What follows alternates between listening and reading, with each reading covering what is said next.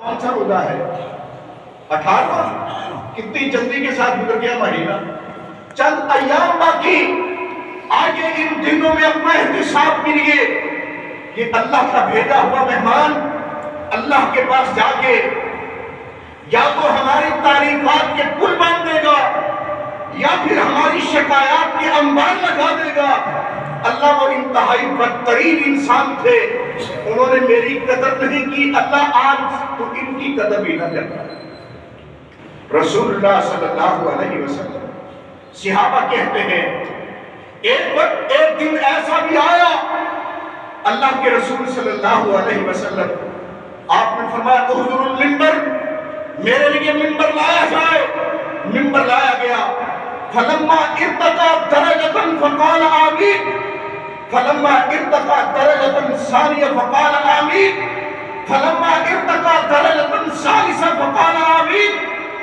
آپ نے پہلی سیڑھی پر قدم مبارک رکھا، آپ نے آمین کہا، دوسری سیڑھی پر پاؤں رکھا، آمین کہا، تیسری سیڑھی پر پاؤں رکھا، آمین کہا۔ صحابہ کہتے ہیں سمینا منک الیوم ما کننا نسمعہ من قبل، اللہ کے رسول پہلے بھی آپ ہمیں خطبات جمعہ کہتے، وعظ و نصیحت درس و تدریس کرتے، ایک عمل ایسا دیکھنے میں آیا جو اس سے پہلے کبھی دیکھنے میں نہیں آیا۔ جی کیا معاملہ؟ اللہ کے رسول آج آپ نے پہلی سیڑھی پر پاؤں رکھا، آمین کہا۔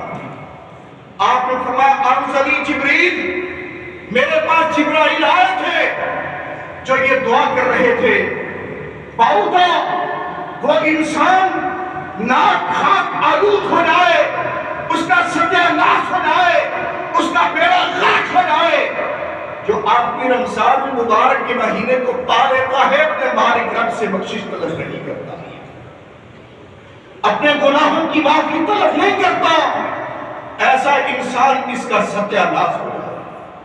جبرائیل نے دعا کی، میں محمد نے پیچھے آمین کہا صلی اللہ علیہ وسلم۔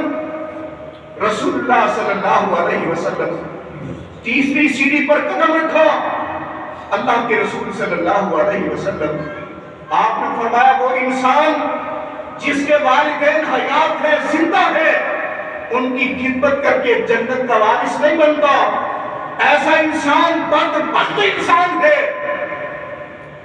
رسول اللہ صلی اللہ علیہ وسلم فرماتے ہیں جبرائیل نے دعا کی، میں محمد نے پیچھے آمین کہا صلی اللہ علیہ وسلم۔ تیسری سیڑھی پر پاؤں رکھا، جبرائیل کہہ رہے تھے اللہ کے رسول من ذکرت عنده فلم یصلی علیک، جس کے سامنے آپ کا نام لیا جاتا ہے آپ کے درود پاک نہیں پڑھتا، اس کی ناک خاک آلود ہو جائے، اس کا بیڑا غرق ہو جائے، اس کا ستیہ ناش ہو جائے، وہ انسان کامیابی کیسے حاصل کر سکتا ہے جس کے لیے اللہ کے رسول پر دعائیاں کرواتے ہیں۔ یارو آج ہماری قوم، مجھے معاف کر دینا، آج ساری قوم من حیث القوم، آج ساری قوم جو ہے وہ جھوٹ پہ لگی ہوئی، جھوٹ بول رہے ہیں کہ نہیں، غلط بیانی کر رہے ہیں کہ نہیں، غیبت کر رہے ہیں کہ نہیں؟ یارو اگر آپ روزہ رکھ کے غیبت کر رہے ہیں، رب کی نافرمانی کر رہے ہیں، چغلی کر رہے ہیں، جھوٹ بول رہے ہیں، بلا کر آپ کب تک جھوٹ بولے؟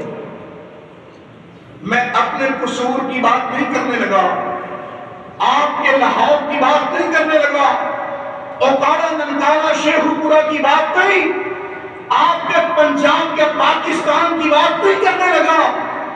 آج وقت پوری دنیا کے اندر مشرق سے لے کے مغرب تک، شمال سے لے کے جنوب تک، پوری دنیا کے اندر کوئی ایک ایسی مسجد، کوئی ایک ایسا مدرسہ، کوئی ایک ایسا پرائمری سکول، کوئی ایسا elementary school, high school, higher secondary school, کوئی کالج، کوئی یونیورسٹی مجھے دکھلائیے، بتائیے جو لوگوں کو کہتے ہو کہ آپ جھوٹ بولا نہیں، وہ کہتا ہے آپ کو، پھر لوگ جھوٹ کیوں بولتے ہیں؟ ملا کر لوگ جھوٹ کیوں بولتے ہیں؟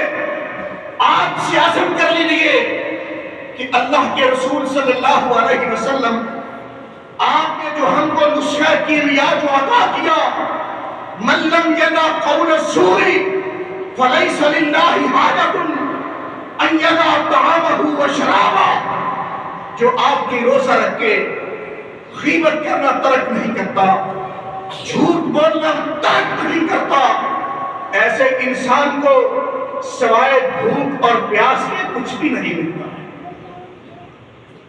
اگر ہم روزہ رکھ کے جھوٹ بولے جائیں، رسول اللہ صلی اللہ علیہ وسلم آپ نے فرمایا ایک آدمی سچ بولتا ہے، سچ بولے جاتا ہے، اس کا شمار اللہ تعالیٰ سچے لوگوں میں کر دیتے ہیں۔ ایک آدمی جھوٹ بولتا ہے، جھوٹ بولے جاتا ہے، اس کا شمار اللہ تعالیٰ جھوٹے لوگوں میں کر دیتے ہیں۔ احباب سی مقام حضرت محمد رسول اللہ صلی اللہ علیہ وسلم آپ نے فرمایا وہ انسان اس کا ستیہ ناش ہو جائے، اس کا بیڑا غرق ہو جائے، جس کے سامنے میرا نام لیا جاتا ہے مجھ پہ درود پاک نہیں پڑتا ہے۔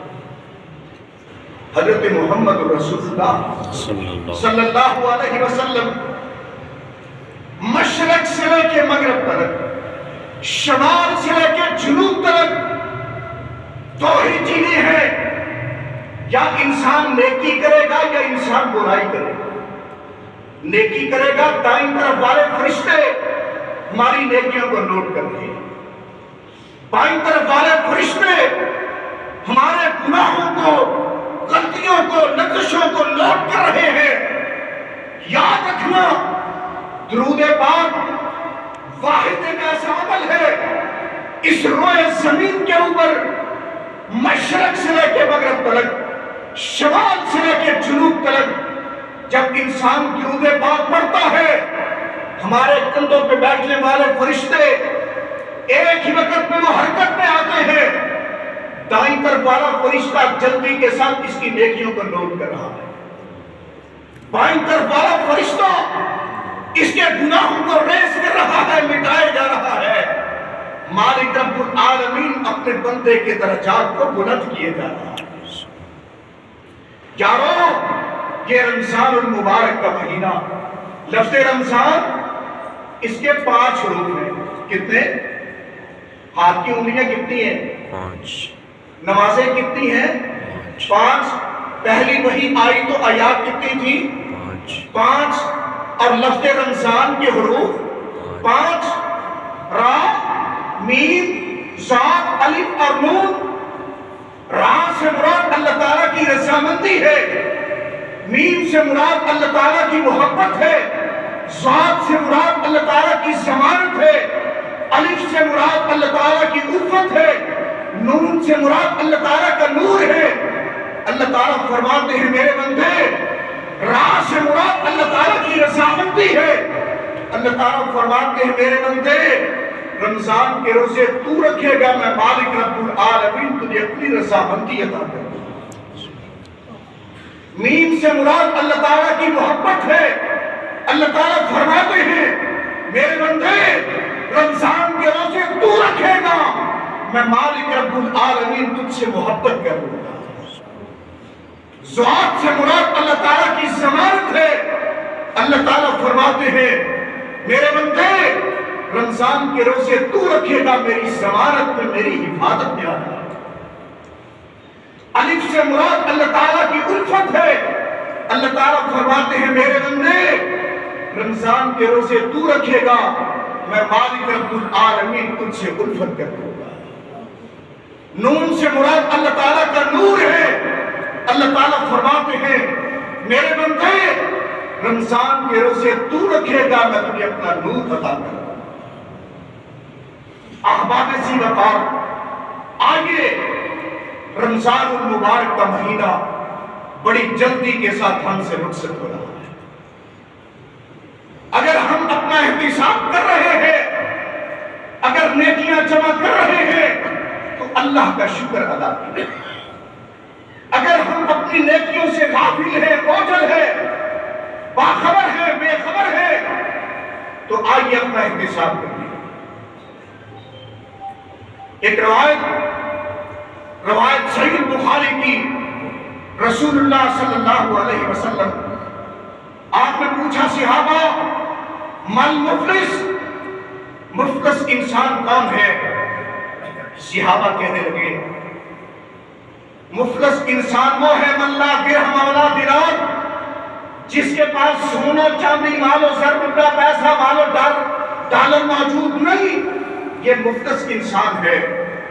آپ نے فرمایا لا المفلس من امتی من یاتی یوم القیامہ، مفلس انسان وہ ہے جس کو کل قیامت کے دن لایا جائے گا، نمازیں بہت زیادہ ہے، روزے بہت زیادہ ہے، صدقہ خیرات بہت زیادہ ہے، حج بہت ہے، لیکن کسی پہ ظلم کیا ہوگا، کسی کا حق غصب کیا ہوگا، کسی کی ناجائز زمین پہ قبضہ کیا ہوگا، کسی کا حق کھایا ہوگا، کسی کا خون بہایا ہوگا۔